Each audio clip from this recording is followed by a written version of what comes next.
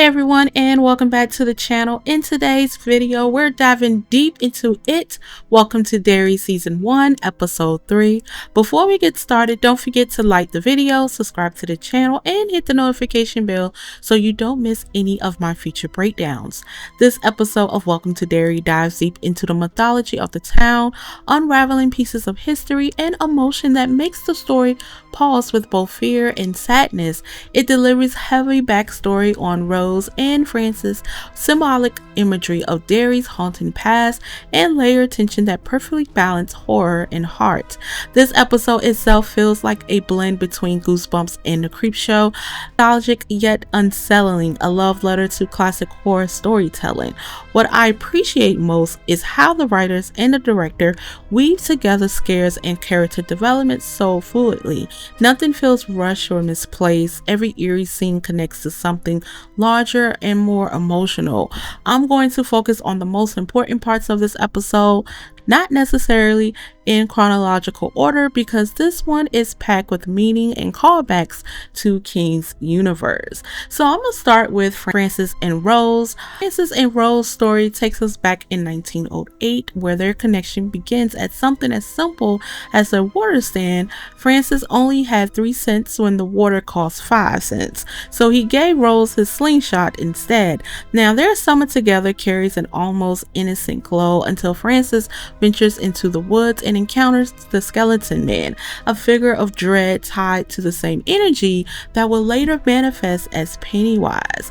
Rose's instinct to protect Francis using that very slingshot against the skeleton man mirrors off when Beverly Marsh fires her slingshot at Pennywise in the 1990 It miniseries. She hits him square in the head with a silver slug, forcing him to retreat. The weapon itself becomes a symbol of childhood courage. The slingshot represents the power of innocent belief and faith, the idea that something small and pure can become a weapon against evil. It's not the object that holds the power, but the childlike convention behind it. The connection between Rose and Francis and the slingshot feels like the writers are bridging timelines, showing how belief itself is a recurring weapon against it. Rose marks the start of a cycle that the Losers Club will continue decades later. Now, Francis' obsession with uncovering what lies beneath Derry feels reckless. He enlists Hallorann to help him go up in the air to locate something practical, though what they're really searching for is ancient and terrible. Now, Rose knows the truth. Some things are meant to stay buried. Francis, however, is driven by curiosity or pride, and that flaw might cost him everything. Now, Hallorann gift with telepathic abilities senses that their digging is dangerous. He warns Francis that the more they disturb, the worse the consequences will be, and not to mention he stated that it wasn't supposed to see us. His fear intensifies when he encounters it directly when the creature asks, "Who are you?"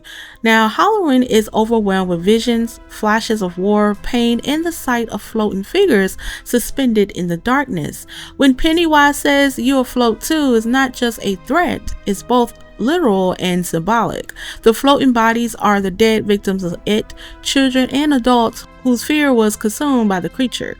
Their spirits linger beneath Derry, trapped around its lair beneath Nebo Street, orbiting piles of debris from every decade. Toys, bikes, and lost childhoods.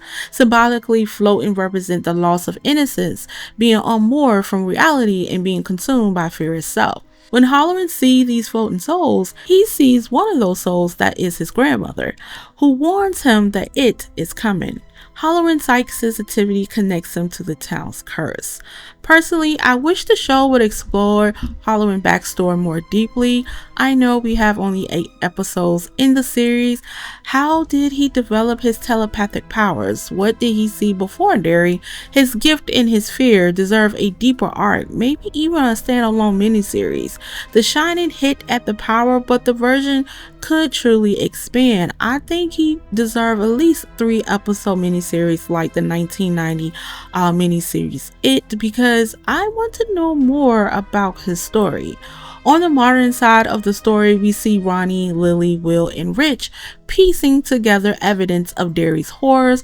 Their dynamic is charming. It has that classic it or Goosebumps energy, brave kids confronting things adults refuse to see. When the photograph what seems to be dead Susie and possibly Teddy chasing them, the sequence feels straight out of Goosebumps. Spooky, thrilling, and tragic all at once. They capture proof of the supernatural and more importantly proof that Ronnie's dad isn't responsible of the theater murders.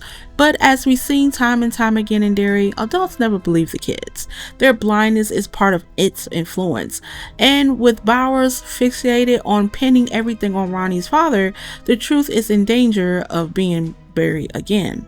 Episode 3 was good. It deepens the lore, connects to its mythology, and teases major storylines. Now, I'm hoping it talks about the ritual of Chud. If it's done right, it could redefine how the audience understands its origin and power. Francis' curiosity may be what reawakes the evil, suggesting that human greed and obsession often summon darkness. This episode felt like a puzzle slowly coming together, one that honors the past while pushing the mythology forward. Derry is breathing again and its heart beats with something ancient, hungry, and watching. So I am enjoying every bit of it and I cannot wait to see where episode 4 takes us. If you like more breakdowns like these, please make sure you like and subscribe to the channel. And until then, see you later.